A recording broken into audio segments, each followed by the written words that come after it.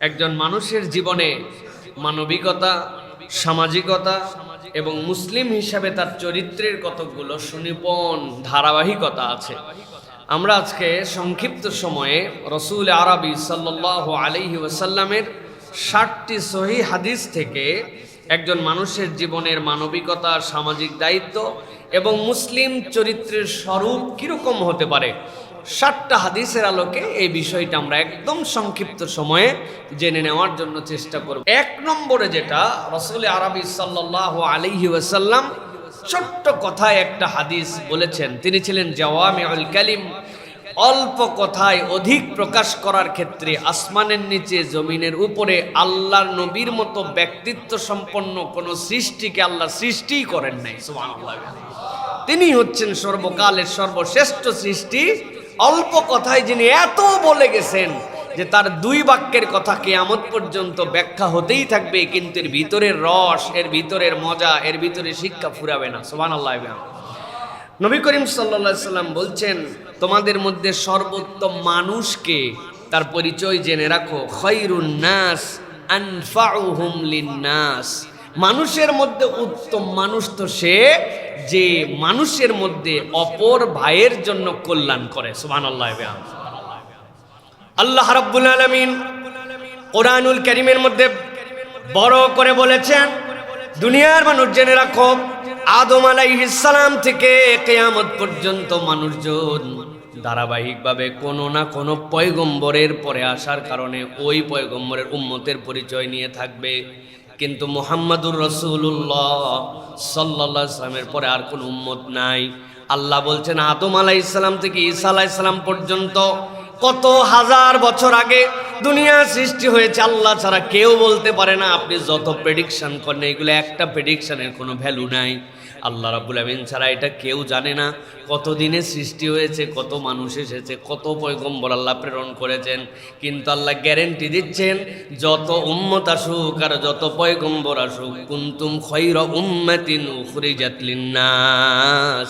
আল্লাহ বলছেন, আমি আল্লাহ তোমাদের জন্য জানায় রাখলাম, উম্মতে মুহাম্মদীকেই আমি শ্রেষ্ঠ উম্মতের মর্যাদা দান করেছি।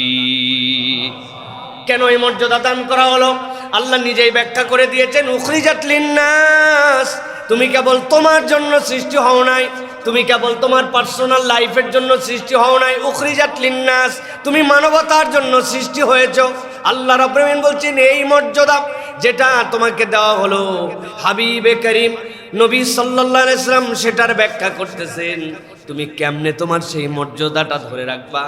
আল্লাহ বলছেন, তোমাদের মধ্যে উত্তম মানুষ যে মানুষের জন্য সৃষ্টি হয়েছে, ওই মানুষের কাজ কি হবে? আল্লাহ নবী বলছেন, খায়রুন নাস আনফাউহুম লিন-নাস। যেই মানুষ তার চিন্তা চেতনা, মেধা, মনন, তার কর্মপরিধি, তার বাস্তবতায় অপর ভাইয়ের কল্যাণ চিন্তা নিজের মধ্যে রাখবে, আল্লাহ বলছেন, নবী আপনি জানাই দেন, ওইটাই হচ্ছে দুনিয়ার মধ্যে শ্রেষ্ঠ মানুষ।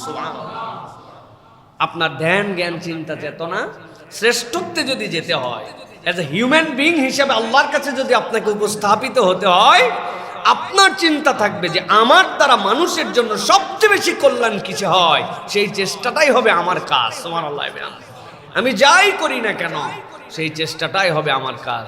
গতকালকে একজন আলেম বলছিলেন চমৎকার একটা কথা, ছোট্ট কথায় আলেম, উনি অনেক বছর ধরে বুখারী পড়ান।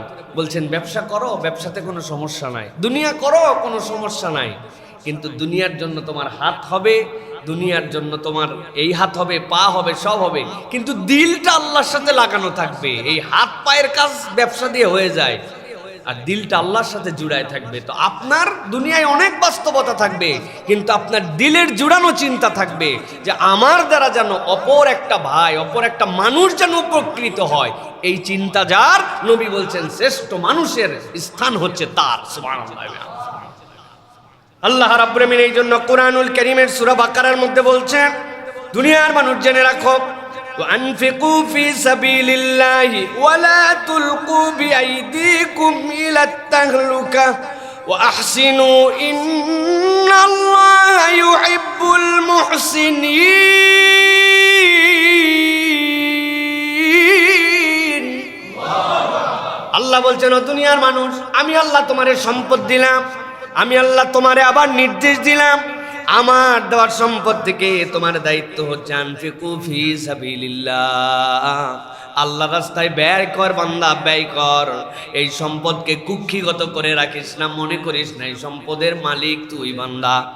আল্লাহ রাব্বুল আলামিন বলছেন ওয়ালা তুলকু বিআইদিকুম ইলাত তাহলুকা, নিজে নিজেকে ধ্বংসের রাস্তায় ঠেলে দিও না, নিজেকে নিজে ধ্বংসের পথে নিমজ্জিত করে দিও না। খারাপ জিনিস গ্রহণ করো না, খারাপের সাথে সম্পৃক্ত হয়েও না, যেইটা তোমার স্বাস্থ্যের জন্য ক্ষতি, সমাজের জন্য ক্ষতি, অপর ভাইয়ের জন্য ক্ষতি, এরকম কোনো কিছু তুমি গ্রহণ করবা না। আল্লাহ রাব্বুল আলামিন বলছেন ওয়াহসিনু, আর আমি রব তোমার জন্য দায়িত্ব দিয়ে দিলাম বান্দারে সৎ কর্ম অবলম্বন করো। ইন্নাল্লাহা ইউহিব্বুল মুহসিনিন, আল্লাহ রাব্বুল আলামিন সৎ কাজওয়ালা বান্দাকে পছন্দ করে। অতএব 1 নম্বর সূত্র আমাদের জীবনে সব সময় মনে রাখতে হবে যে আমি মানুষ, এই মানুষের মানদণ্ডে আমি আসি না নাই। আমার দ্বারা যদি অপর মানুষের কল্যাণ চিন্তা হয়, কল্যাণের প্রচেষ্টা থাকে, আমি জ্ঞান অর্জন করছি কেন? অপর ভাইয়ের যেন কল্যাণ হয়। আমি ব্যবসা করছি কেন? আমি জনপ্রতিনিধিত্ব করছি কেন? আমি ইঞ্জিনিয়ার হওয়ার চেষ্টা করছি কেন? আমি ব্যাংকার হওয়ার চেষ্টা করছি কেন? রুটি রুজি সব জায়গার থেকে আসবে, কিন্তু আমার সামগ্রিক চিন্তা থাকবে দুনিয়ার সম্পদ, দুনিয়ার অবস্থান, দুনিয়ার এই ব্যাপ্তি বড় সংক্ষিপ্ত, কিন্তু এই সংক্ষিপ্ত সময়ের জন্য যদি 3-4টা বাড়ি লাগে, হাজার হাজার টাকা ব্যাংক ব্যালেন্স লাগে, এত পরিশ্রম লাগে, তাহলে ওই পারের জন্য আমার ডিপোজিট কি? ওই পারের ডিপোজিট যদি কেউ বাড়াতে চায়, আল্লাহর নবী বলতেছেন সে যেন অপর ভাইয়ের কল্যাণ চিন্তা করে, কল্যাণের চেষ্টা করে। এই কল্যাণ চেষ্টা, ফিকির, চিন্তা, নিঃস্বার্থ এই অবদানটুকুই কিয়ামতের দিনে তার জন্য অ্যাসেট হয়ে যাবে। সুবহানাল্লাহ। তাহলে এটা 1 নম্বর হাদিস আমাদের জন্য। প্রিয় ভাইয়েরা, আজকে আমরা দেখতে পাই আমাদের সমাজে শিক্ষিত লোকের অভাব নাই, কিন্তু ধনীর অভাব নাই, কিন্তু উপকারী মানুষের বড় বেশি অভাব হয়ে গেছে। উপকারী মানুষ এখন আমাদের সমাজ থেকে কমে যাচ্ছে। মানুষ মানুষের উপকারের চিন্তা করে না, শুধু নিজে কিভাবে বেঁচে যাব এরকম চিন্তা করি আমরা। প্রিয় ভাইয়েরা, এই জন্য উপকারের অনেক লেয়ার আছে। উত্তম পরামর্শ দিয়েও মানুষের উপকার করা যায়, মানুষকে অর্থবিত্তে দুর্বল হয়ে গেলে তাকেও সহযোগিতা করা যায় নানানভাবে। সাহাবায়ে কেরাম থেকে এমন হাদিস আসছে অবাক করা। এক সাহাবী ওয়েল এস্টাবলিশড, অন্য কাজ তিনি করেন, হঠাৎ করে তিনি ব্যবসা করা শুরু করলেন। অন্য সাহাবায়ে কেরাম জিজ্ঞাসা করলেন আপনি ব্যবসা করতেছেন, ব্যাপারটা কি? বলে আল্লাহর নবীর একটা হাদিস আমল করার জন্য ব্যবসা করতেছে। কি বলছে? আল্লাহর নবী বলেছিলেন যে তোমার কাছে যদি কোনো অভাবগ্রস্ত আসে আর সে যদি তোমার সাথে কেনা বেচা করার পরে সুযোগ চায়, তাকে তুমি একটু ফুরসত দিও, তাকে একটু সুযোগ দিও। সব মানুষের প্রয়োজন অনেক সময় থাকে, কিন্তু ওই প্রয়োজন মিটানোর জন্য তার ওই সময় হাতে হয়তো ক্যাপাসিটি থাকে না। এই সুযোগ যদি কেউ দেয়, আল্লাহ কিয়ামতের দিনেও তাকে সুযোগ দান করবেন। বলে এইটা তো আমার অন্য কাজ করে হয় না। এই জন্য আল্লাহর নবীর হাদিস অনুযায়ী কিছুদিন ব্যবসা করে কিছু মানুষজনকে এরকম সুযোগ দিয়ে আপাতত ব্যবসা ক্লোজ করে দিয়েছে, ওদের সময় মতো আমার তারা টাকা পরিশোধ করবে। সাহাবায়ে কেরামের মেন্টালিটি কেমন ছিল, যে কিভাবে মানুষের উপকার করা যায়, এই চিন্তা তাদের মধ্যে ছিল। আল্লাহ রাব্বুল আলামিন যেন আমাদেরকে এই চিন্তা করার মতো মন মানসিকতা দান করেন। প্রিয় ভাইয়েরা, এটা গেল 1 নম্বর। 2 নম্বরে নবী করিম সাল্লাল্লাহু আলাইহি ওয়াসাল্লাম বলছেন তোমাদের জন্য দায়িত্ব হচ্ছে লা ইউমিনু আহাদুকুম হাত্তা ইউহিব্বা লিআখিহি মা ইউহিব্বু লিনাফসিহি। ততক্ষণ পর্যন্ত দুনিয়ায় কেউ প্রকৃত মুমিনই হতে পারবে না যতক্ষণ পর্যন্ত না সে নিজের জন্য যা পছন্দ করবে তার ভাইয়ের জন্য তাই পছন্দ করবে। সুবহানাল্লাহি ওয়া বিহামদিহি। কি ব্যাখ্যা এইটার ব্যাখ্যা মুহাদ্দিসিনে কেরাম নানানভাবে বলেছেন। প্রিয় ভাইয়েরা, নানান ধরনের ব্যাখ্যা তারা দিয়েছেন। কিরকম চিন্তা ভাবনা? নবী করিম সাল্লাল্লাহু আলাইহি ওয়াসাল্লাম আপনার আমার জন্য বলে রাখলেন যে তুমি তোমার অপর ভাইয়ের জন্য, তোমার জন্য যে চিন্তা করো অপর ভাইয়ের জন্য সেই চিন্তাটুকু করো। দেখেন আধুনিক সময়ে আমাদেরকে অনেকে পরামর্শ দেন যে আপনি কেমন আপনার ছেলের বউয়ের সাথে আচরণ করবেন। আপনি আপনার মেয়েকে কোনো বাড়িতে বিয়ে দেওয়ার পরে আপনার মেয়ের সাথে যে আচরণটা এক্সপেক্ট করেন, আপনি আপনার ছেলের বউ তথা বৌমার সাথে ওই আচরণ করলেই সমাজ অটোমেটিক সুন্দর হবে। আপনি আপনার ছেলের বউ, তারে আপনি গুনতেছেন না, তারে আপনি সামাজিক যে মর্যাদা, সেই মর্যাদা তাকে দেন না, তার সাথে আপনি খটোমটো আচরণ করেন, তার বাড়ির থেকে আপনি কিছু প্রত্যাশা করেন, বিভিন্ন ধরনের আচরণে কথায় তার পরিবারকে খোটা দেন। আপনি জাস্ট সিম্পল চিন্তা করেন যে আল্লাহ আপনাকে একটা কন্যা সন্তান দিয়েছে, আপনি বিয়ে দিয়ে দিয়েছেন, এখন আপনি বাপ মা, আপনি কি ওই পরিবার যদি আপনার নামে খোটা দেয়, আপনার মেয়েরে কষ্ট দেয়, আপনার মেয়ের গায়ে উত্তম মাধ্যম দেয়, নানান কথাবার্তায় তার পরিবার নিয়ে, তার বংশ নিয়ে, তার পিতামাতা নিয়ে কথা বলে, আপনি কি সহ্য করতে পারবেন? আপনি সহ্য করতে পারবেন না। এই রকম ভাবে আল্লাহ নবী সাল্লাল্লাহু আলাইহি ওয়াসাল্লামের এই হাদিস বোঝা সহজ। আল্লাহ নবী সাল্লাল্লাহু আলাইহি ওয়াসাল্লাম এই জন্য বলছেন, তুমি তোমার জন্য যেটা পছন্দ করো, তোমার অপর ভাইয়ের জন্য সেটা পছন্দ করে নাও। এইটা যদি হয়, তাহলে আল্লাহ রাব্বুল আলামিন তোমাকে একজন উত্তম মানুষ হিসেবে গ্রহণ করে নেবেন। এটার আবার বাদরামুর দিকে নিয়ে যাওয়া যাবে না। এক ক্লাসের মধ্যে 4-5টা খারাপ ছাত্র ছিল, তারা কোনোভাবেই লাইন মতো আসে না। তো একদিন স্যার এসে বলতেছে, স্যার সব ভালো আর আমরা কয়জন বান্দর পিছনে বসি বদমাইশ, এভাবে তো চলে না। বলে তারপরে তোমরা কি করলে? আমরা চিন্তা করলাম একটা পরিবর্তন দরকার। কি পরিবর্তন? এরপরে আমরা সামনের বেঞ্চে যারা ভালো ভালো ছাত্র ছিল তাদের সাথে চলাফেরা, ওঠা বসা সব শুরু করলাম। স্যার তো বিরাট উৎসাহী যে যাক কিছু একটা হয়েছে। কই তারপরে কি হলো? কই যতগুলা ভালো ছেলে ছিল সব আমাদের মতো খারাপ হয়ে গেল। এখন আমরা যদি মনে করি যে বাস্তবতাটা এইরকম যে সমাজের মধ্যে আমরা খারাপ কিছু করব, ওই খারাপটা আমার জন্য যেহেতু পছন্দ করি, তাহলে অপরের জন্য খারাপ, আমিও চিটিংবাজ, অপরের জন্য চিটিংবাজি পছন্দ করি, এটা মানুষের তবিয়ত হতে পারে না, এটা মানুষের ফিতরাত হতে পারে না। মানুষের ফিতরাত কি হবে? সে তার উত্তমটুকু নিজের জন্য পছন্দ করবে, তার ভাইয়ের জন্য উত্তমটুকু পছন্দ করবে। নবী করিম সাল্লাল্লাহু আলাইহি সাল্লাম বলছেন, লা তাদখুলুনাল জান্নাতা হাত্তা তুমিনু, ঈমানদার না হলে তুমি যেই হও না কেন জান্নাতে প্রবেশ করতে পারবা না। ওয়ালা তুমিনু হাত্তা তাহাবু, আর তুমি মুমিনই হতে পারবা না যতক্ষণ তোমরা ঈমানদাররাই একজন আরেকজনকে ভালো না বাসবা। নবী করিম সাল্লাল্লাহু আলাইহি ওয়াসাল্লাম এরপর একটা ঔষধ দিচ্ছেন, প্রাথমিক ঔষধ তোমাদের জন্য বলে দিলাম।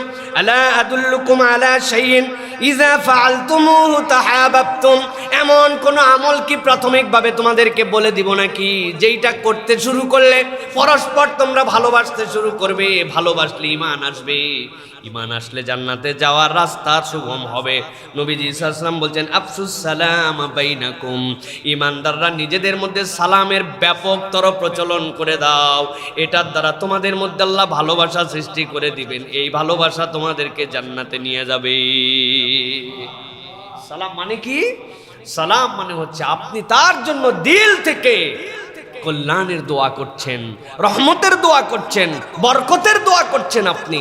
এটা ফেক নয়, এটা ঠোঁট থেকে নয়, ভিতরে কলিজা পুড়ে যায় আর উপরে দেখা হলে বলে আসসালামু আলাইকুম, ভিতরে তো মনে করেন শেষ, ওর জন্য হিংসা বিদ্বেষ, অন্তর অপরিষ্কার, কিন্তু উপরে বলছে এই ফেক নয়, বরং দিল থেকে তুমি যদি তার জন্য এই দোয়া করো তাহলে আল্লাহ রাব্বুল আলামিন তোমার নিয়ামত বাড়ায় দিবেন। সুবহানাল্লাহ।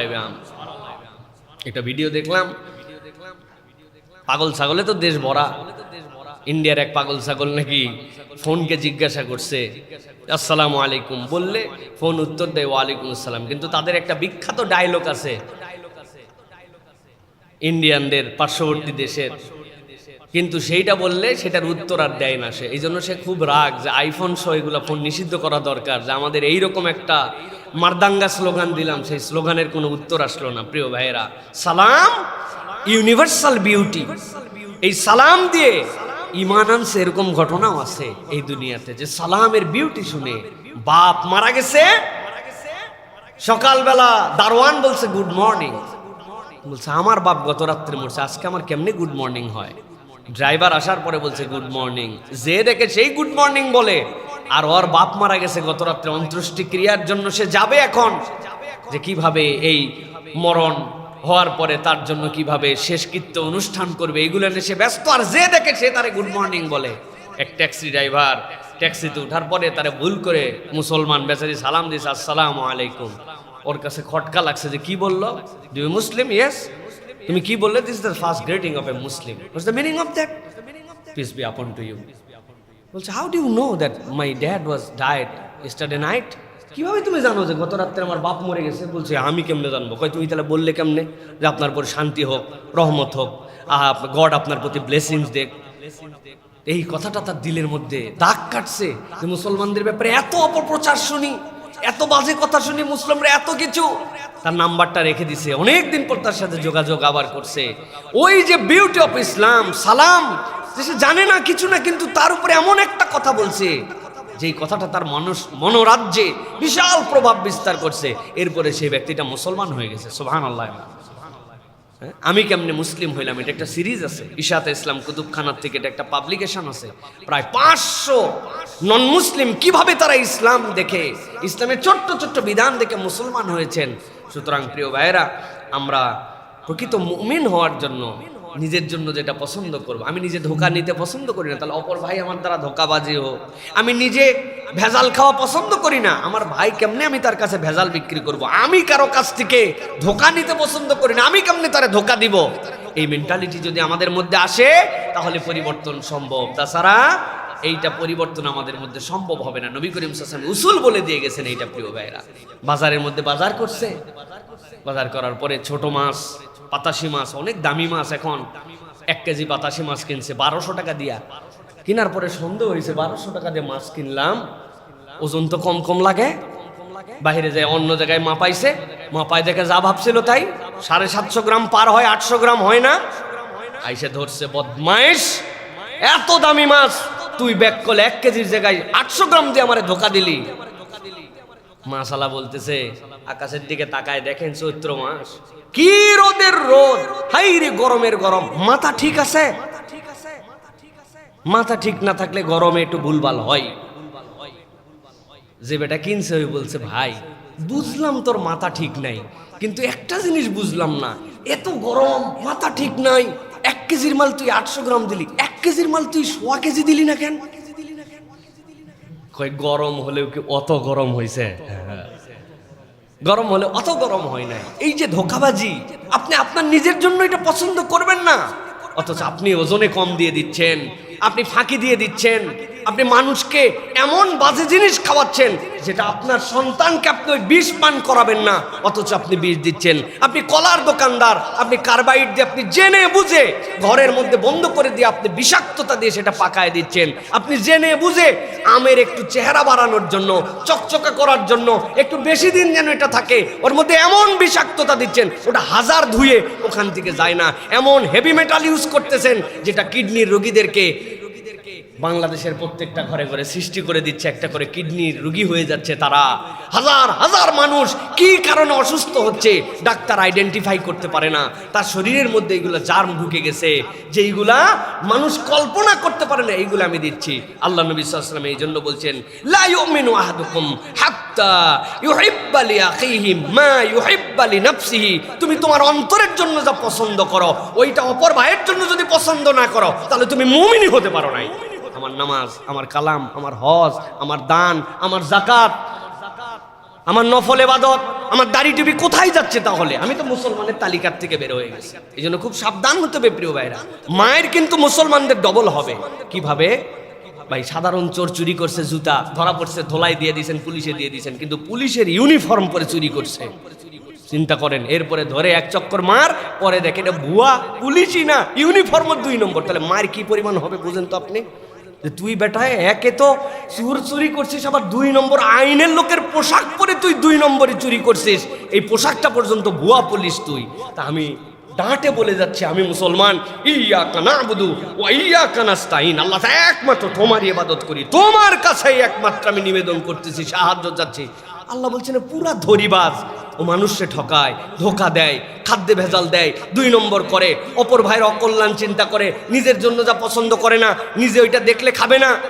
ফুচকার দোকানদার নিজের দোকানের ফুচকা খায় না, কারণ হে যে জিনিস দিয়ে বানাচ্ছে, টক নামে যা খাওয়াচ্ছে, এগুলো ডায়ালিসিস রোগীর জন্য ব্যবহার হয়, কৃত্রিম কিডনির ব্যবহারের জন্য যে সকল মেডিসিন ব্যবহার হয়, একটা মানুষ কোন রুচিত ওইটা দিয়ে দিচ্ছে। চিজ নামে যেটা খাওয়াচ্ছে মানুষকে, ওটা আপনার রুচি হবে না।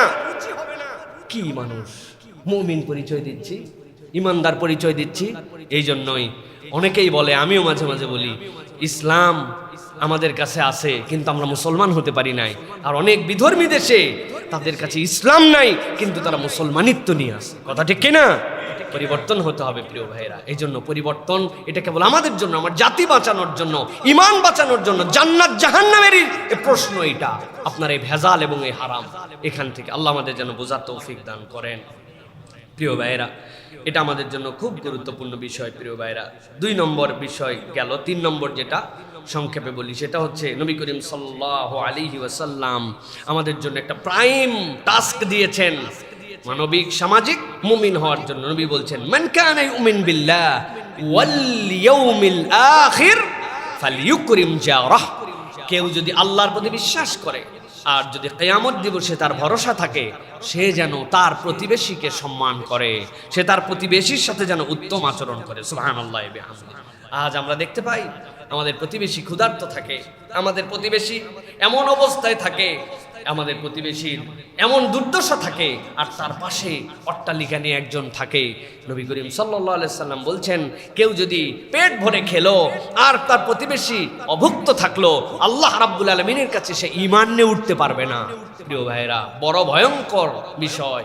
নবী করিম সাল্লাল্লাহু আলাইহি ওয়াসাল্লাম বলছেন, জিবরাইল আমিন এসে আমাকে এতবার বলতে শুরু করলেন, ওয়াজারুকা ওয়াজারুকা ওয়াজারুক, আপনার প্রতিবেশী, আপনার প্রতিবেশী, আপনার প্রতিবেশী। আমার মনে হলো যে আমার মিরাসনামায় উত্তরাধিকার সম্পদ বন্টনে মনে হয় প্রতিবেশীকে উত্তরাধিকার বানায় দেওয়া হবে। এত বেশি আমার প্রতিবেশীর ব্যাপারে সতর্ক করার জন্য জিবরাইল আমিন আমাকে এসে বারবার বলেছেন। প্রিয় ভাইয়েরা, এই জন্য আমাদের প্রতিবেশীর প্রতি সম্পর্ক বাড়ানো। নবীজি বলছেন, আয়েশা, তুমি তোমার গোশতের মধ্যে ঝোল বাড়ায় দাও, তোমার প্রতিবেশীর কাছে পাঠাও। ইয়া রাসূলুল্লাহ, আমার কাছে কিচ্ছু নাই, একটা মাত্র নেহারির হাড্ডি আছে, নলা, আর সামনের দিকেও কিছু নাই, পিছন দিকেও কিছু নেই। বলে তোমার একটা নলা হলেও তোমার প্রতিবেশীর কাছে পাঠায় দাও। এটা তো আল্লাহ দেখবেন, তোমার দেখার দরকার নাই। এই যে হুব, এই যে মোহাব্বত, এই যে পারস্পরিক ভ্রাতৃত্ব, প্রত্যেকের প্রতিবেশী আমরা। এই সার্কেলটা যদি আমরা বুঝে ফেলতাম, এই ইকোসিস্টেম যদি বুঝে ফেলতাম, দুনিয়া সুন্দর হয়ে যেত। এখন প্রতিবেশীর সাথে প্রতিবেশীর লাগালাগি, পানি ফেলা নিয়ে, সানসেট বাড়ানো নিয়ে, কমন ওয়াল নিয়ে, বাউন্ডারি ওয়াল নিয়ে, অ্যাডজাস্টার নিয়ে, 1 বিঘা জমি নিয়ে, 4 আঙ্গুল সানসেট নিয়ে কথা বলে না, নিজেদের সাথে সম্পর্ক নাই, পাশাপাশি থাকে চেনে না, সামনের ফ্ল্যাটে বসবাস করে 7 দিন হয়ে গেছে মৃত্যুবরণ করছে, পচা গন্ধ পাওয়ার পর ওই ফ্ল্যাট ভেঙে তার লাশ বের করতে হয়েছে, অথচ তারা খবর রাখে না। এটা কি বাস্তব না অবাস্তব? বাস্তব। অথচ নবী করিম সাল্লাল্লাহু আলাইহি ওয়াসাল্লামের কাছে আয়াতে কারিমা আসলো। আয়াতে কারিমার পরে নবী করিম সাল্লাল্লাহু আলাইহি সাল্লাম বললেন, ওয়াল্লাহি লা ইউমিনু, ওয়াল্লাহি লা ইউমিনু, ওয়াল্লাহি লা ইউমিনু। কিলা মান ইয়া রাসূলুল্লাহ, কে ঈমানদার হতে পারলো না? মুমিন কে হলো না? কার ঈমান নাই বলতেছেন ইয়া রাসূলুল্লাহ আল্লাহর কসম করে করে?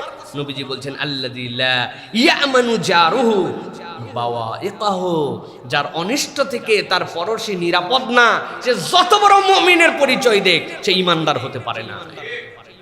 আমার অনিষ্ট থেকে, আমার কষ্ট দেওয়া থেকে, আমার আচরণ থেকে, আমার বিহেভিয়ার থেকে আমার পড়শি মুক্ত নয়। আমি মুমিন পরিচয় নিয়ে আসি, তার সাথে কোনো সম্পর্ক নাই, তার সাথে কোনো দেখা সাক্ষাৎ নাই। এই হচ্ছে সমাজের বাস্তবতা।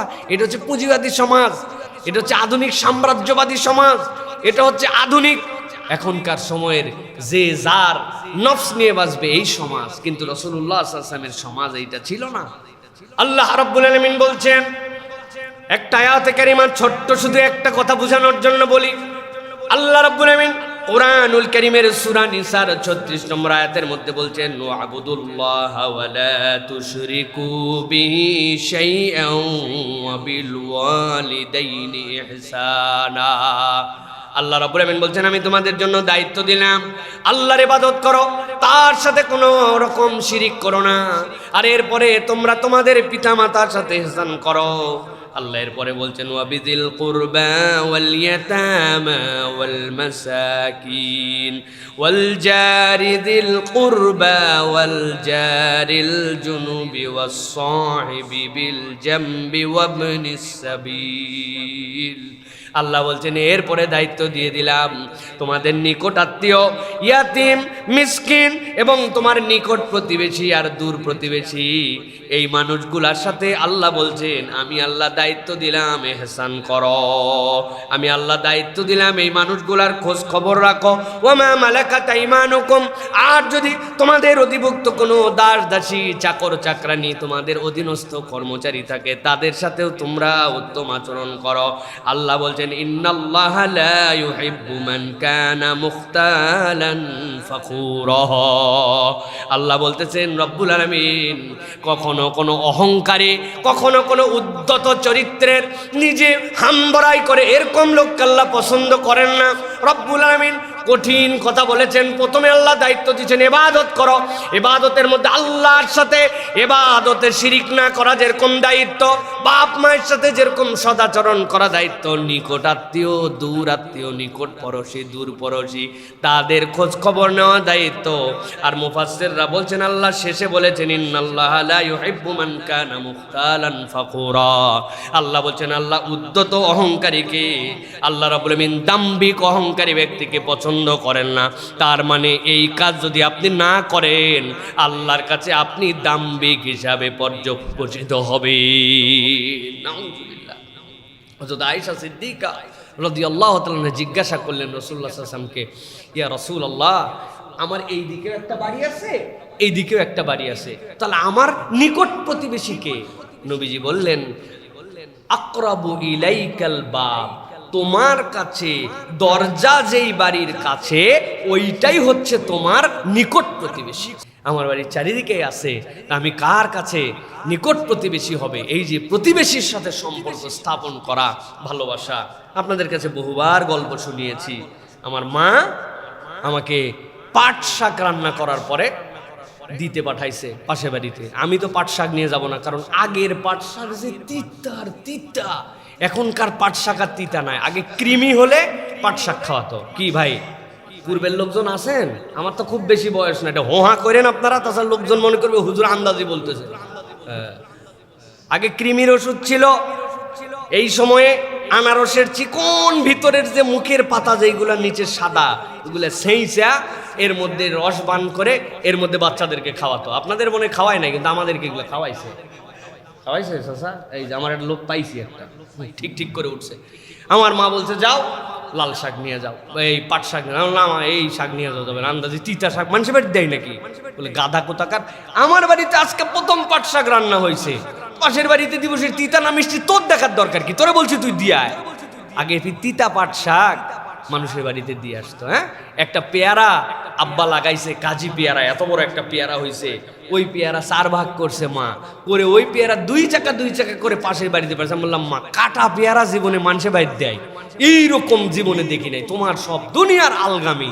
মা বলছে আর থাপড়া ঠিক করে দেবো ব্যাকল কোথাকার।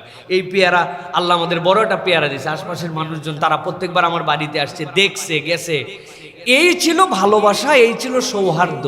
আর এখন সামনাসামনি ফ্ল্যাট, খবর রাখে না। আপন ভাইয়ের খবর রাখে না। এটুকু কি নিয়ে কবে মন কালাকালি হয়েছে, এরপরের থেকে তার সাথে আর ফোন ধরে না, ফোন করে না। কথা ঠিক কিনা প্রিয় ভাইয়েরা? এই জন্য প্রিয় ভাইয়েরা আমাদের জন্য এই জিনিসগুলি আমাদেরকে খুব বেশি সতর্ক হতে হবে। পরশির একটা উপকারের ব্যাপারে নবী করিম সাল্লাল্লাহু আলাইহি ওয়াসাল্লাম একটা হাদিস বলেছেন, সেটা বলি। নবী করিম সাল্লাল্লাহু আলাইহি ওয়াসাল্লাম বলছেন ইশফাউ তুজাওয়ারু ওয়া ইয়াকদি আল্লাহু লানা ওয়া ইয়াকদি আল্লাহু আলা লিসানি নবিয়িহি মা ইয়াশা। নবীজি বলছেন তোমার যদি সুযোগ থাকে তাহলে কোনো ভাইয়ের জন্য সুপারিশ করো, আল্লাহ তার নবীর মুখ দিয়ে যা ফায়সালা তাই বের করে নেন। তার মানে নবী যেটা বলেন ওটাও শরীয়ত, আল্লাহ নবীরটাও শরীয়ত। বলছেন তোমার যদি সুযোগ থাকে তাহলে নবী করিম সাল্লাল্লাহু আলাইহি ওয়াসাল্লাম বলছেন আশফাউ তুজারু, তুমি তোমার সুযোগ থাকলে কল্যাণের জন্য কারোর জন্য সুপারিশ করে দিও। তোমার এই কথাটা বললে কাজ হয়ে যায়, তুমি একটু আগায় আসলে একজনের উপকার হয়ে যায়, তুমি একটু ইনিশিয়েটিভ নিলে ওই কাজটা হয়ে যায়। আমার টাকা পয়সা নাই কিন্তু আমি একটু উদ্যোগ নিলাম। আল্লাহ নবী বলছেন এটা নিয়ম। আল্লাহ রাব্বুল আলামিন রাসূলুল্লাহ সাল্লাল্লাহু আলাইহি ওয়াসাল্লামের মুখ দিয়ে শরীয়ত বানাই দিয়েছেন আপনার আমার জন্য। সুতরাং আমাদেরকে পরশের সাথে সুসম্পর্ক রাখতে হবে। চতুর্থ যেটা বলবো, 7 নম্বরের 4 নম্বর যেটা, নবী করিম সাল্লাল্লাহু আলাইহি ওয়াসাল্লাম বলছেন আর রাহিমুনা ইয়ারহামুহুমুর রহমান ইরহামু মান ফিল আরদ ইয়ারহামকুম মান ফিস সামা। আল্লাহ নবী বলছেন, যারা দয়া করে পরম দয়াবান আল্লাহ রাব্বুল আলামিন তাদের প্রতি দয়া করেন। ইরহামু মান ফিল আরদ, জমিনে যারা আছে তাদের প্রতি দয়া করো। ইরহামু মান ফিস সামা, যিনি আসমানে আছেন আসমান ওয়ালা ইয়ারহামুকুম, তোমাদের প্রতি দয়া করবেন। সুবহানাল্লাহ। দয়ার উপরে কোনো ধর্ম নাই, কথাটা একদম বাস্তব। ইসলাম আপনাকে আমাকে এই কথার উপরেই দিন দিয়েছে, দয়ার উপরে কোনো ধর্ম নাই, এটাই ধর্ম, দয়াই ধর্ম। নবী করিম সাল্লাল্লাহু আলাইহি সাল্লাম আপনার আমার জন্যই দায়িত্ব দিয়ে গেছেন। এই দয়াই যে ধর্ম, এটাকে বানানো কথা না। আল্লাহ রাব্বুল আলামিন সূরা আরাফের মধ্যে বলেছেন, ওয়া রাহমাতি ওয়াসিআত কুল্লা শাই, আমার রহমত সব কিছুকে পরিবেষ্টন করে আছে। সুবহানাল্লাহ। তাহলে আপনি যখন মানুষের প্রতি দয়া করবেন, প্রাণীর প্রতি দয়া করবেন, নিজের প্রতি দয়া করবেন, যেখানেই দয়া করবেন, আপনি যখন দয়া করবেন আপনি বুঝবেন যে আল্লাহ রাব্বুল আলামিনের সূত্রের সাথে আপনার সূত্রটা মিলে গেছে, আল্লাহ রাব্বুল আলামিনের সূত্রের সাথে আপনার সম্পর্কটা সম্পর্কিত হয়ে গেছে। এই জন্য মানুষের আসমানওয়ালার কাছ থেকে দয়া পাওয়ার জন্য প্রধান শর্ত হচ্ছে জমিনওয়ালাদের প্রতি দয়াদ্র হওয়া। ইমানদারের চরিত্রই হবে সে ক্রুয়েল না, সে কখনো নিষ্ঠুর না, সে কখনো এরকম না যে তার মধ্যে দয়া নাই, তার ভাবটাই থাকবে দয়ার। রেগে যাবে, মাঝে মাঝে আচরণ বিরূপ হয়ে যাবে, এটা তো মানুষ, কিন্তু যখন সে বুঝবে আবার তার মধ্যে দয়া কাম ব্যাক এগেইন, সে আবার দয়াদ্র হয়ে যাবে। ছোট থেকে বড় সব প্রাণীকুলের প্রতি দয়া করা আল্লাহ রাব্বুল আলামিন আপনার আমার জন্য দায়িত্ব দিয়েছেন। নবীজি সাল্লাল্লাহু আলাইহি ওয়াসাল্লাম বলেছেন, ফি কুল্লি কাবিদিন রাতবাতুন আজরুন, জমিনের যত প্রাণ আছে এই প্রাণের প্রতি দয়া করা পর্যন্ত তোমাদের জন্য দায়িত্ব। আপনি অযথায় কোনো কষ্ট দিবেন না কাউকে, অযথায় আপনি কোনো কিছু প্রতি ক্রুয়েলিটি দেখাবেন না, কারণ নাই। একটা গাছের পাতা ছিঁড়ে নিয়ে চলে গেছি আমি, কোনো কারণ নাই। কয়টা পিঁপড়া যাচ্ছিল, পাদ একটু ডলে দিলাম, কারণ নাই। কুত্তার একটা ঢেল দিয়ে দিলাম, কারণ নাই। আমি তার প্রতি ক্রুয়েলিটি করলাম, এই ক্রুয়েলিটি দেখতে চাই, পছন্দ করি না। আমি অনেক সময় কথা বলি, আপনাদের অনেকের এই কথা পছন্দ হয় না। এর আগে একটা গাছের ধর্ম কি? একটা গাছের ধর্ম কি চারতলা ছাদের উপরে হওয়া না মাটির সাথে সম্পর্কিত হওয়া? ফিতরাত কি? ফিতরাত সে মাটির সাথে থাকবে, আল্লাহ সৃষ্টি করেছেন সে মাটির সাথে থাকবে। মাটির সাথে আসে, পানি পায় নাই, বৃষ্টি হয় নাই, মরে গেছে সে, তার আল্লাহ তাকে গ্রোথ দিয়েছিলেন, সে মরে গেছে ন্যাচারালি। কিন্তু আপনি একটা গাছকে শোভাবর্ধনের জন্য আপনার বেলকুনিতে নিয়ে গেছেন, আপনি ছাদে তুলছেন, ঈদের ছুটিতে আপনি চলে গেছেন, 7 দিন আপনি থাকবেন না, আপনার বাড়ি তালা চাবি দেওয়া, আপনি খুব ভালো করেই জানেন, কিন্তু আপনি দরজা বন্ধ করে দিয়ে চলে গেছেন। গাছগুলো পানি পায় নাই, 4 তলায় 5 তলায় ছাদে মরে গেছে। চিন্তা করছেন গাছই তো, এ কি আবার? না না, আপনি এই পর্যন্ত তোলার জিম্মাদার তাহলে কেন হলেন? ওর ফিতরাত ছিল মাটির সাথে থাকবে। আপনি আপনার শোভা বাড়ানোর জন্য, আপনার অক্সিজেন নেওয়ার জন্য, আপনার বিল্ডিং এর সৌন্দর্য করার জন্য, আপনার বেলকনিকে দেখানোর জন্য আপনি গাছ উপরে নিয়ে আসছেন। অতএব তাকে পানি দেওয়া, পানির ব্যবস্থা করা, সে যেন মরে না যায় আপনার অবহেলায়, এটার দায়িত্ব আপনার। ক্রুয়েলিটির জায়গা এখানেও আছে। আপনি অ্যাকোরিয়াম ফিশ পালন করতেই পারেন, জায়েজ আছে। এই মাছ আপনি বাইরে ছেলে দিয়ে মরে যাবে, ওই অ্যাকোরিয়ামের জন্যই তৈরি হয়েছে, আপনি চলে গেছেন। মূল্য আবার নতুন করে কিনবো, কি সমস্যা? কয় টাকার মাছ আছে, আর আপনি গুনে গেছেন কয় টাকার মাছ আছে, কিন্তু ওর মধ্যে প্রাণ আছে, এটা আপনি গুনেন নাই। আল্লাহ রাব্বুল আলামিনের কাছে আপনি ক্রুয়েল হার্ট মানুষ হিসেবে উপস্থাপন হবেন, আপনার বরকত হবে না, আপনার রহম হবে না, আপনার পরিবারের মতো আল্লাহ রাব্বুল আলামিনের রহমত আসবে না। ছোট থেকে ছোট এগুলো বড় বিষয় আমাদের মাথার মধ্যে রাখতে হবে। আমরা যেন ক্রুয়েল হার্ট না হয়, আমরা যেন দয়াদ্র হই। প্রত্যেকটা মানুষ যেন অপরের প্রতি দয়া করতে পারি, প্রাণের প্রতি দয়া করতে পারি, এই দয়াটা যেন আমাদের হৃদয়ের মধ্যে থাকে ইনশাআল্লাহ। আল্লাহ যেন আমাদেরকে দয়া দান করেন। আর এই দয়া শুরু হবে কোথা থেকে? পরিবার থেকে। আপনি বাইরে বিশাল ফ্যান্টাস্টিক মানুষ, ওয়ান্ডারফুল হিউম্যান বিং, বন্ধু বৎসল, কত ধরনের আপনার যে খেতাব আছে, হাস্যোজ্জ্বল, সখী, হাত খোলা, কিন্তু পরিবারে আসার পরে উনি পুরাটার ব্যতিক্রম। স্ত্রী উনার বিহেভিয়ারের কারণে কষ্টে নিভৃতে কাঁদে, উনার আচরণের কারণে ব্যথাতুর, উনার পরিবার ওনাকে পছন্দ করে না, উনি উনার পরিবারের মধ্যে ক্রুয়েল, উনার বাপ মায়ের প্রতি উনার অতটুকু দয়াদ্রতা যেটা দেখানোর কথা, দয়াদ্রতা দেখানো নাই। উনি বাহিরে খালি এরকম বিশাল বড় বড়, এরকম অনেক রাজকীয় ব্যক্তিরা আছে, দানবীর, বাহিরে দান করে বাম্পার করে ফেলে, কিন্তু পিতামাতার জন্য, পরিবারের জন্য যেখানে খরচ করা লাগবে, নিকট আত্মীয় গরিবের জন্য, সেখানে তার হাত কুঞ্জুসের কুঞ্জুস। এরকম যেন না হয়। অতএব দয়াদ্রতা শুরু হবে নিজের পরিবার থেকে। প্রিয় ভাইরা, পঞ্চম হাদিস যেটা বলবো আপনাদের কাছে, নবী করিম সাল্লাল্লাহু আলাইহি ওয়াসাল্লাম বলছেন, আল মুসলিমু মান সালিমাল মুসলিমুনা মিন লিসানিহি ওয়া ইয়াদিহি। নবী বলছেন, মুসলিম তো সে যেই ব্যক্তির হাত দ্বারা এবং যার জিহ্বা দ্বারা অপর মুমিন নিরাপদ। অপর মুমিন যদি তার জিহ্বা দ্বারা নিরাপদ না হয়, তার হাত দ্বারা যদি নিরাপদ না হয়, তাহলে সে মুমিন হতে পারে না। এই হাত মানে ক্ষমতা, এই হাত মানে পাওয়ার। আমি কিছু করলে উনার কিছু করার থাকে না, এইরকম একটা বড়াই। আল্লাহ নবী বলছেন এটা না। তোমার হাত দ্বারা, তোমার জবান দ্বারা যদি অপর ভাই, অপর মুমিন নিরাপদ না হয়, তুমি মুমিন হতে পারো না। আর যদি হয়, তুমি আল্লাহর কাছে মুসলিম হয়ে গেছো। সুবহানাল্লাহ। এই জন্য প্রিয় ভাইয়েরা, অপরের কাছে জবান কি? অযথায় কটূক্তি করা, গীবত করা, অযথায় একটুখানি বাজারের মধ্যে একটা ফিতনা তৈরি করে দেওয়া, যেই কথা না বললেও চলতো সেই কথাটা একটুখানি বলে দেওয়া। আমি বলতেই চাই না, আমার 2টা ছেলে আমেরিকায় আছে, বলা বাকি থাকলো কি রে ভাই? আপনি তো বলে ভালাইছেন তো, আপনি সব আপনি বলেন যে আসলে এগুলা কথা বলা ঠিক না, না বলেও পারি না, আল্লাহ মাফ করুক, আপনারা যে গীবত করছেন এই গীবতটা সত্য, তা আপনার গীবত করা বাকি থাকলো কোথায়? আপনি তো সবই বলে ফেলাইছেন কৌশলে। এই যে আমাদের মেন্টালিটি, হ্যাঁ, 2 মুমিন ভাই একসাথে বসলে, 2জন ছাত্র ভাই একসাথে বসলে ওস্তাদের নামে বলা, 3 নম্বর ছাত্রের বলা, তাকরারের হালতে একসময় ছিলাম, একজন ইস্তেনজায় গেছে, ওই ফাঁকে তার নামে গীবত করে নেওয়া। আই কি নবীর হাদিস পড়তে পড়তে, তাফসীর পড়তে পড়তে উনি গীবত করতেছে। আছে কি নাই আমাদের মধ্যে? এটা আমাদের মধ্যে ব্যাপক হারে ছড়ায় গেছে। নবী করিম সাল্লাল্লাহু আলাইহি ওয়াসাল্লাম বলেছেন, আল মুসলিমু মান সালিমাল মুসলিমুনা মিন লিসানিহি ওয়া ইয়াদিহি। তোমার হাত দ্বারা তোমার ভাই নিরাপদ না, তোমার মুখ দ্বারা তোমার ভাই নিরাপদ না। তুমি হুদামিসা কি জন্য মুসলমান নামের পরিচয় দিয়েছো? তুমি তো এই 2 নম্বর পুলিশের পোশাক পরে চুরি করতেছো। তোমার মায়ের ডবল হবে, সিঙ্গেল না, বাম্পার ধোলাই হবে তোমার। কেননা তুমি মুমিন পরিচয় দাও নাই, সে ভিন্ন কথা। পরিচয় দিয়ে কেন তুমি এই কাজ করলা? অতএব প্রিয় ভাইরা, প্রত্যেককে ফেঁসে যেতে পারি আমরা। আমাদের প্রত্যেককে এই বিষয়ে সতর্ক হতে হবে প্রিয় ভাইরা। এটা আমাদের প্রকৃত মুমিনের পরিচয় হবে। আমার কথা এবং আমার কাজে যেন আমার কোনো ভাই ইন্টেনশনালি যেন আমি তাকে কষ্ট না দেই, এটা হচ্ছে আমাদের জন্য বিশাল বড় একটা দিক প্রিয় ভাইরা। আপনি একবার চিন্তা করেন তো ভাই, একটা পাড়ার সব লোক যদি, আমি যেই ধারাবাহিকতায় নবীজি 7টা হাদিস বলতেছি, 6টা এখন পর্যন্ত শুনছেন, একটা পাড়া, একটা মহল্লার লোকেরা যদি এই ফিতরাতওয়ালা হয়ে যায়, ওই পাড়াটা মনে হবে না যে জান্নাতি পাড়া হয়ে গেছে? আপনি কল্পনা করতে পারেন, আপনি একটা ফ্ল্যাটের মধ্যে যদি, একটা অ্যাপার্টমেন্টের মধ্যে যদি এই মেন্টালিটির মানুষ তৈরি হয়ে যায়, তাহলে তো মনে হবে যে এই জায়গাতে কি একটা বৈপ্লবিক পরিবর্তন হয়ে গেছে প্রিয় ভাই। এটা সম্ভব। নবী করিম সাল্লাল্লাহু আলাইহি ওয়াসাল্লাম এটা প্র্যাকটিস করায় দেখাই দিয়ে গেছেন। এই মানবিক সমাজ তিনি ইমপ্লিমেন্টেশন করে দিয়ে গেছেন। ইসলামের কোনো কিছু থিওরিটিক্যাল কেবল নয়, ইমপ্লিমেন্টেশনে আল্লাহ রাসূল সাল্লাল্লাহু আলাইহি ওয়াসাল্লাম এগুলো দেখাই দিয়ে গেছেন প্রিয় ভাইরা।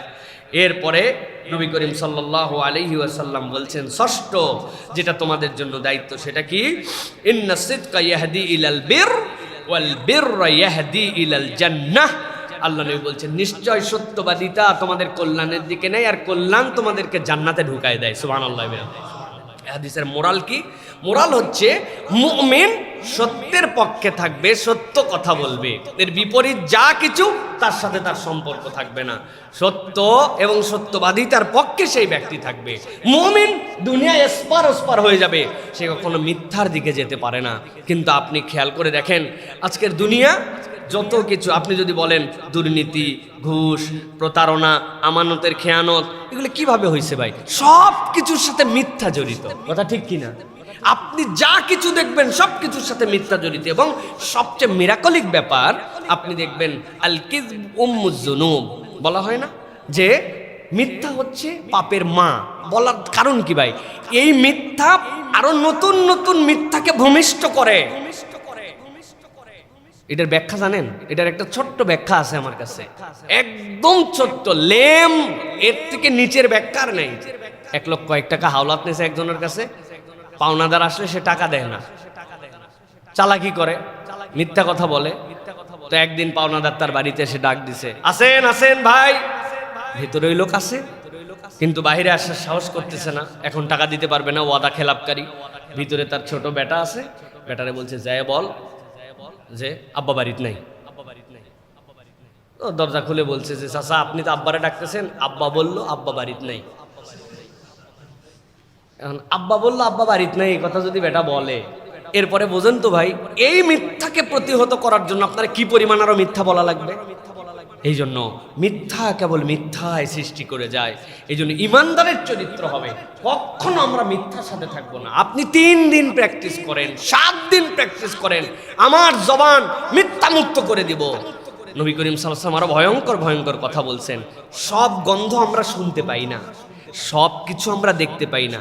একটা মানুষকে দাঁড় করায় রাখার জন্য আল্লাহ 22টা ফেরেশতাকে সামগ্রিকভাবে দায়িত্ব দিয়ে রাখছেন।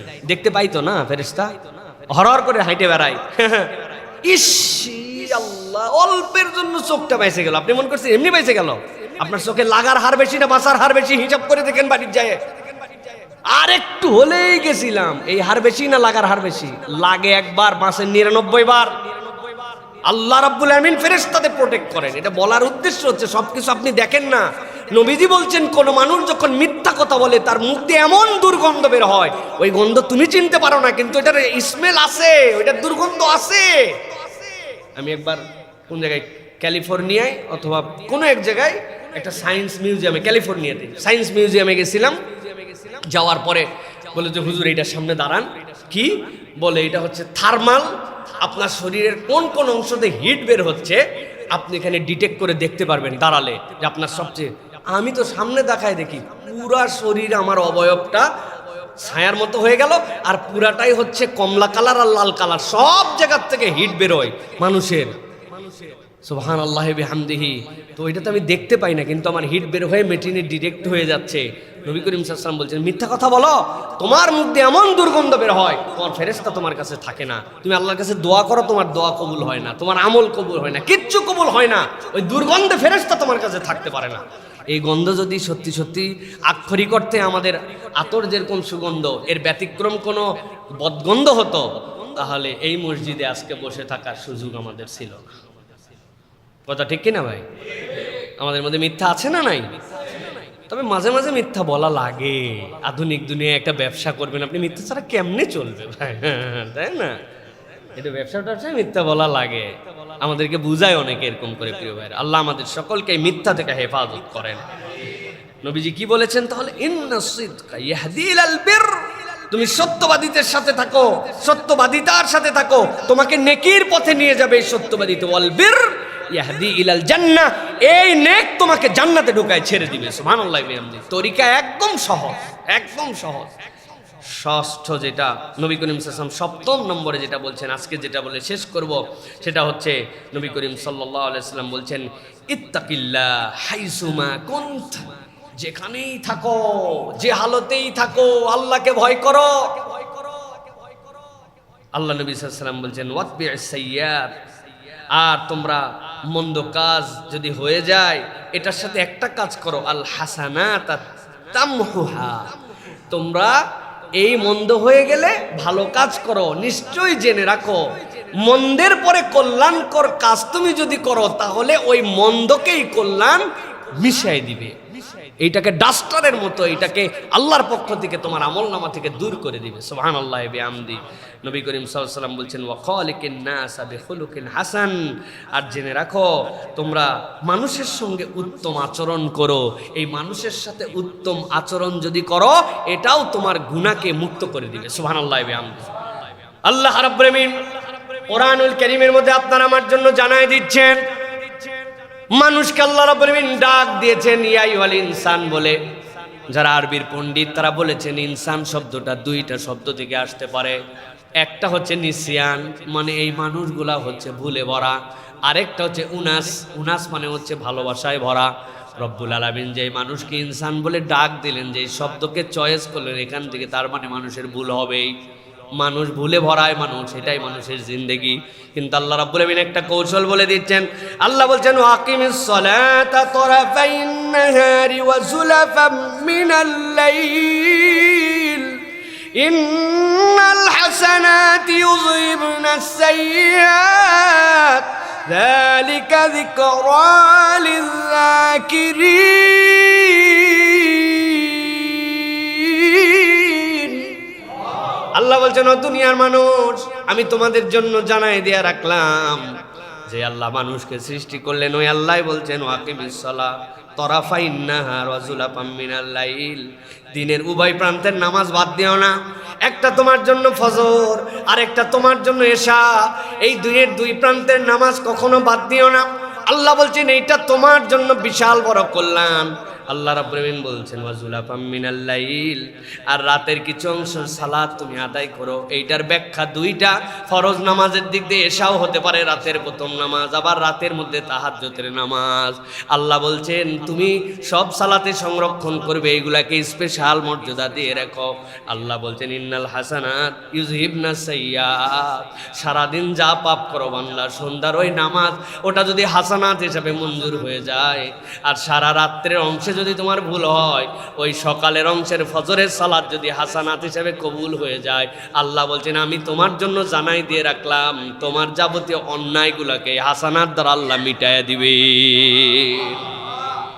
আল্লাহ এই জন্য বলছেন যালিকা যিকরা লিয-যাকিরিন, যারা আল্লাহর উপদেশ মেনে নেয় তাদের জন্য এর মধ্যে গভীর জ্ঞান সম্পন্ন কথা ঢুকায় দিছি। সুবহানাল্লাহ। অতএব প্রিয় ভাইয়েরা, ভুল আমাদের হতেই পারে, কিন্তু ভালো কাজ করে ওইটাকে কাটাকাটির খেলায় নিয়ে চলে আসতে হবে। আমার একটা মিথ্যা হয়ে গেছে, যা আর বলবো না, এমন কিছু সাদাকা করলাম, আমার একটা গুনাহ হয়ে গেছে, তওবা করলাম, সাথে এমন কিছু সাদাকা করলাম, এমন কিছু ভালো কাজ করলাম যে আমার যেন এই গুনাহটা মিশে যায়, মানে ওইটা যেন বরাবর না থাকে, একটু যেন ভালো দিয়ে আমি ওইটাকে ডিফিট করে দিতে পারি, ওইটাকে যেন আমি আরো ক্রেডিটের জায়গায় নিয়ে আসতে পারি। আল্লাহ যেন আমাদেরকে তৌফিক দান করেন প্রিয় ভাই। এই জন্য আমরা সামারিতে বলবো, আমাদের সমাজের পরিবর্তনের সূচনা নিজের পরিবার থেকে আমাদেরকে করতে হবে, নিজেদের পরিবারকে নৈতিক শিক্ষা দিতে হবে। এগুলো কেবল শুনে গেলাম এরকম নয়, শুনতে তো মজাই লাগে আলহামদুলিল্লাহ, শুনতে যদি ভালো না লাগে, খুতবার প্রতি যদি আকর্ষণ না থাকে, এই কোরআনের কথা যদি 9:30 মানুষ আসে, হ্যাঁ 10টার থেকে আসে, এরপরে কিছু মানুষ কথা শোনার জন্য আপনার পাশ দিয়ে আসলে আপনার আমার বিরক্ত লাগে, এত আগে আসলাম, আপনি আগে আইসে দেখেন, তো এটা তো ভালো লাগে জন্যই আপনারা এরকম করে বসে থাকেন। কিন্তু এই ভালো লাগা কেবল এইটুকুর মধ্যে যেন সীমাবদ্ধ না হয়, বরং ভালোটা যেন ইমপ্লিমেন্টেশনে যায়, এই কথাগুলি যেন আমাদের বাস্তব জীবনে প্রতিফলিত হয়। একটা মানুষ যদি চিন্তা করি যে পরিবর্তন হব আমি ইনশাআল্লাহ, এই জন্য আমি আপনাদেরকে অনেকবার বলেছি, খালি শুনেন না, একটু নোট করে নিয়েন। প্রত্যেকের ফোনে নোট আছে, একটা পয়েন্ট নোট করে নিলেও নিজের কাছে মনে হয় যে এই জিনিসগুলো আমি শিখে নিলাম, আমি নিরেট কেবল শুনলাম না। আল্লাহ যেন আমাদেরকে এর উপর আমল করার তৌফিক দান করেন। এই 60টা হাদিস যেটা বললাম, সাথে সংশ্লিষ্ট আয়াত যেগুলো বললাম, মানবিকতা, সামাজিকতা এবং একজন মুমিনের চরিত্র যেন আমাদের মধ্যে আল্লাহ দান করেন। হাদা মা ইনদি ওয়াল ইলমু ইনদাল্লাহ।